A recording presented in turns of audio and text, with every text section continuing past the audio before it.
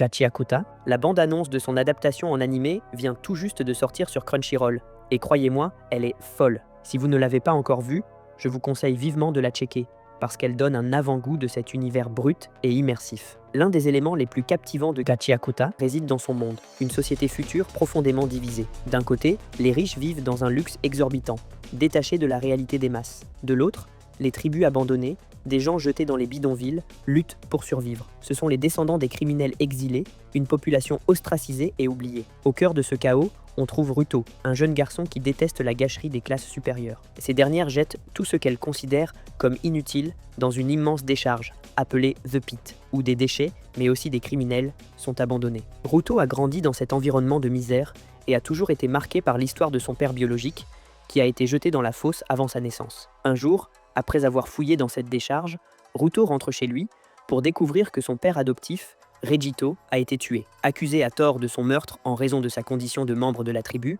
Ruto est jeté dans The Pit à son tour. Là, il découvre un monde de déchets et de créatures gigantesques faites de détritus. Après avoir combattu des monstres, il est sauvé par Engine, un membre d'une organisation appelée les Cleaners. Les Cleaners sont des utilisateurs de Jinki, des instruments vitaux qui possèdent des pouvoirs spéciaux et sont utilisés pour combattre les créatures qui infestent ce monde. Après avoir éveillé son propre pouvoir, Ruto rejoint les Cleaners pour tenter de se venger de ceux qui l'ont jeté dans cette fosse, tout en apprenant à maîtriser ses capacités. L'histoire de Gachiakata est marquée par une lutte pour la survie, la rébellion contre un système corrompu et des thèmes de vengeance, mais aussi de rédemption et de justice. Les personnages de Gachiakata sont ce qui fait vraiment briller l'histoire. Ruto, le protagoniste, est complexe et imparfait, ce qui le rend d'autant plus attachant. Il n'est pas un héros classique, mais un jeune homme qui cherche à comprendre son rôle dans un monde oppressant. Son désir de venger son père adoptif et de retourner à The Sphere pour confronter l'élite est ce qui guide son parcours. Mais Ruto n'est pas seul dans cette quête. Engine, qui le sauve et l'introduit au monde des Cleaners,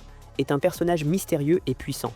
C'est lui qui initie Ruto aux règles des Jinki et lui offre une chance de se battre pour sa cause. Puis, il y a Ryo, l'une des Cleaners les plus badass du manga. Ce personnage, avec ses ciseaux en tant que Jinki, n'utilise pas son arme de façon conventionnelle. Au lieu de cela, elle manie ses ciseaux avec ses pieds, ce qui introduit un aspect unique du système de pouvoir dans Gachiakata. Chaque personnage a ses propres méthodes, et leurs armes sont une extension de leur personnalité et de leur histoire. Un des aspects les plus fascinants de Gachiakata réside dans son système de pouvoir, les Jinki. Ce sont des objets, souvent jetés ou négligés, qui gagnent en puissance grâce à l'attachement émotionnel de leur propriétaire. Dans la tradition shintoïste, les objets peuvent acquérir une âme si leur propriétaire leur accorde suffisamment d'importance. Mais que se passe-t-il lorsque ces objets sont abandonnés? C'est là que le concept des Jinki prend toute sa dimension. Si un objet est bien traité et aimé, il peut devenir un Jinki et offrir des pouvoirs spéciaux à son utilisateur. Ce système est extrêmement créatif et repose sur 3 éléments clés. Le Jinki lui-même, l'objet, la perspective de son utilisateur sur cet objet et sa capacité à manipuler cette énergie.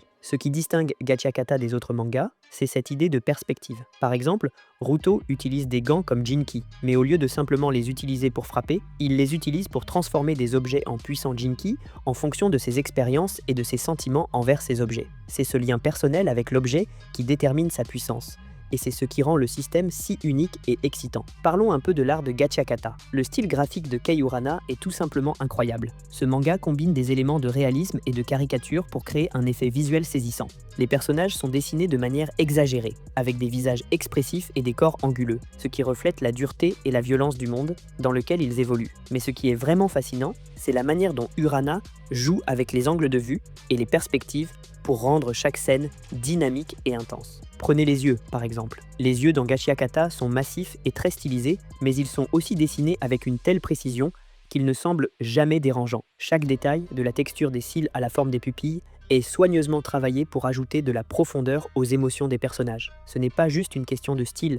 Chaque choix visuel soutient l'histoire et le développement des personnages. Les scènes de combat sont également un point fort du dessin. Les combats ne sont pas seulement violents, ils sont chargés d'émotion et d'intensité, et l'art sert à accentuer cette énergie. Les lignes épaisses, les effets de mouvement et la déformation des cases lorsqu'un combat fait rage créent une atmosphère palpitante. C'est l'un des aspects visuels les plus marquants du manga. En résumé, Gachiakata est une œuvre qui mélange parfaitement une histoire captivante, des personnages profonds et un système de pouvoir innovant. L'univers est fascinant, la rébellion est intense, et les personnages sont complexes et attachants. L'art, quant à lui, soutient et enrichit cette expérience, ajoutant une dimension visuelle unique à l'histoire. Ce manga est un incontournable pour ceux qui aiment les récits dystopiques et les systèmes de pouvoir originaux.